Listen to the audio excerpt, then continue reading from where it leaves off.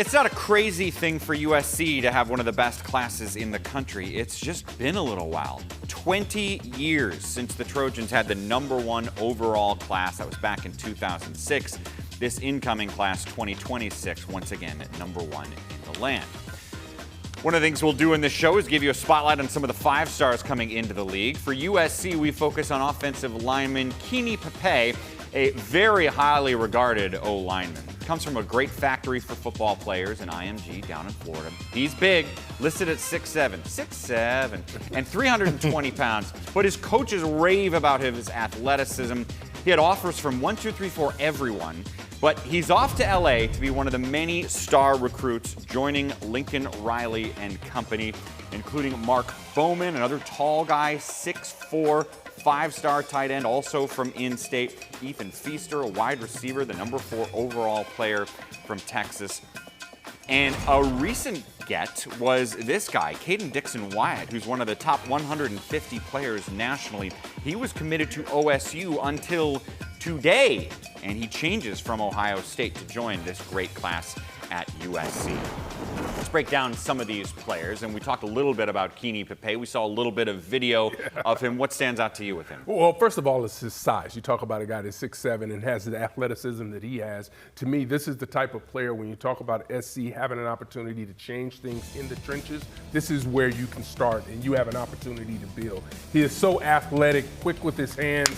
He's just one of those guys that is very nasty and the kind of guy that you want to have on your offensive line. I really think he has tremendous upside. Again, you watch the athleticism, his ability to kick, recover, does a great job.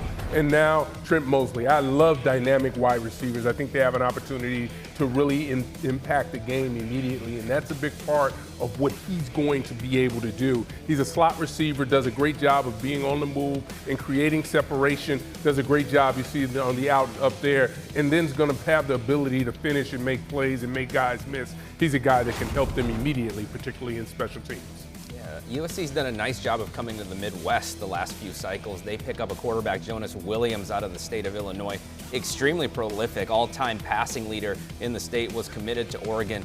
Extremely polished, very accurate, takes good care of the ball, has won a ton of games at the high school level, and comes into a really strong quarterback room already. He's going to be handing it off to a fellow Midwesterner, Sean Alston, out of Ohio. 4-star guy, very prolific throughout his career as well. 4-year starter, returned some kicks, ran for 29 touchdowns this season as a senior. Saved his best for last, came back from an injury, and was really, really strong as a senior. Elbert Hill, another guy, varsity starter on the recruiting radar since early in his career, played really good competition at Akron-Hoban.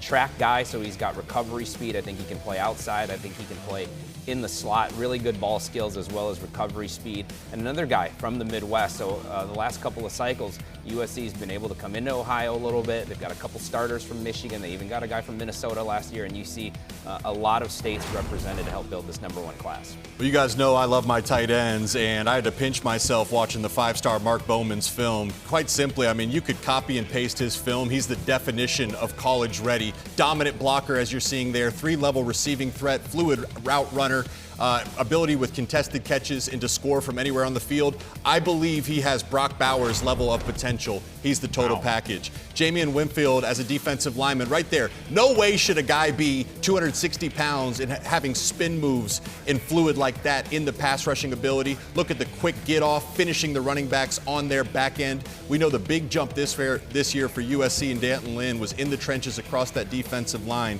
Jamian Winfield is a guy that'll be an immediate disruptor. I mentioned the importance of the state of California. I mean, we just saw year after year of Lincoln Riley. It was not the priority. And when we talked to him about it, he said things like, well, we want the best kids, but we're not going to take someone who we don't think is as good from somewhere else. Here are the numbers. 9 of the top 35 kids from the state of California are going to be Trojans next year. 13 of the top 55 kids from the state will be joining him at USC next season. Julian Sand, 5-star in the high school recruiting rankings, was also a 5-star in the transfer portal rankings. All kinds of arm talent, knows how to make all the throws on the field for the future. That's probably a guy who starts some games at Ohio State.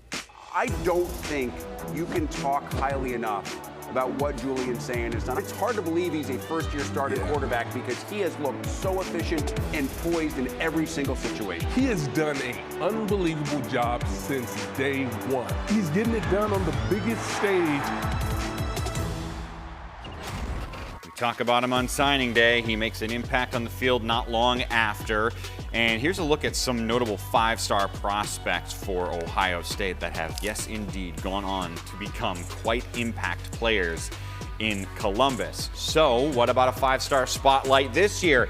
Chris Henry Jr., the highest-ranked commit heading to Columbus, the #1 ranked wide receiver in the land, so no surprise he wants to go play for the Buckeyes and Ryan Day. Also the #1 player from the entire state of California. And yes, his dad was Chris Henry, West Virginia wide receiver standout, third-round NFL pick who played 5 years in the league before passing away at a young age.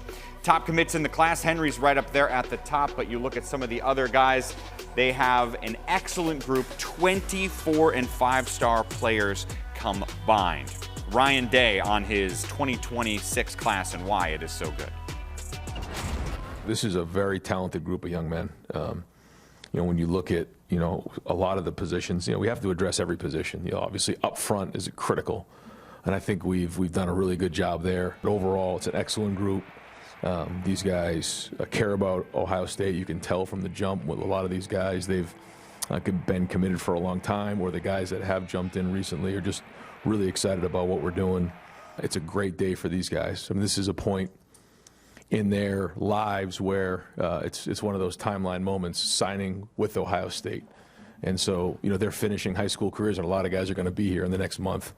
And, being a dad and going through this with my son, man, I'm just happy for these families because it's a moment to, be thankful. Be thankful for not only for the people that invested in these guys, but be thankful to be in this position, to have this opportunity to be a part of something special. You heard Ryan Day talk about players who've been committed for a while. Chris Henry is a guy who, though technically he hasn't signed as of our show right now, he's been committed to the program since before his high school sophomore year. There's a reason he's a top 10 player nationally. Yeah, you think about him, and you've already talked about him being a 5-star, but you talk about a guy that is 6'5", 205, 210 pounds, really can change and make things happen out on the edge, has the speed, has the route running ability. But when you see him go up and high point the football, that's one of the things that really is going to give him an advantage. And he has the ability to run by people as well. I know there are some people that thought, well, maybe he should move inside, could be a tight end. I don't think that's where he stays. He stays a wide receiver, talented. Sam Greer, another one. I talk about the big guys inside. It's important to continue to build inside out at a place like Ohio State where you're going to get those dynamic players outside. When you can get dominant play inside from the interior offensive linemen, these are the type of people you want on your roster. Ohio State gets good wide receivers. Have we covered that yet? Jaquaden Guilford out of Fort Wayne Northrop may not get as much attention as the other guys, but this guy, really, really good player. Huge senior season. One hard thing about evaluating high school kids is getting verified numbers. This guy went to an Under Armour camp, was 6'2.5", 190 pounds, ran a 4.47 on the laser. Look out for him. Sincere Johnson from Glenville, linebacker. We've heard that story before. I think they've got a guy pretty good over there in Columbus. Very similar, actually, high school profile to Arvell Reese. Can play on the edge a little bit, can play in the middle. He was a big win, even though Glenville is an Ohio State pipeline traditionally. From schools like Bama, Oklahoma, a lot of programs around the country were recruiting him. He stuck at home with Ohio State and looked for him to have a really strong career there. Mason Wilhelm was committed to North Carolina. Ohio State came in and flipped him late. His dad, Matt, played at Ohio State and in the NFL. Ohio State's done a really good job with in-state offensive linemen. When they won national titles, they've had guys like the Borens up there. They've had Patrick Elflines. Mason Wilhelm comes from a really good high school program at St. Ed's. He's going to come in ready to go.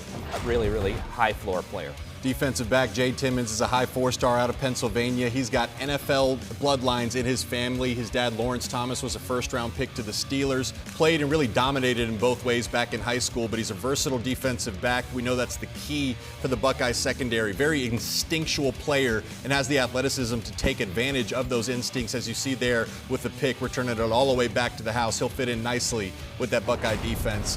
Across the defensive line is Kari Wilder. He's a 4-star prospect out of California. Very active and disruptive. He's competitive and twitchy. He's got those long arms that are necessary to dominate across the defensive line. Plays with great pursuit and never quits. Very important characteristics for high-level defensive line play. And he's got some versatility. He played all across the defensive line back in high school, inside, outside. Will fit in nicely with that Buckeye defensive line unit. Ken Gebhardt was a late flip as well. But I think one of the interesting thing is we joked about they got a great wide receiver again. The #1 wide receiver, 3 of the top 22. This was the last class with Brian Hartline as that big recruiter at that position as he leaves to go be the head coach at USF.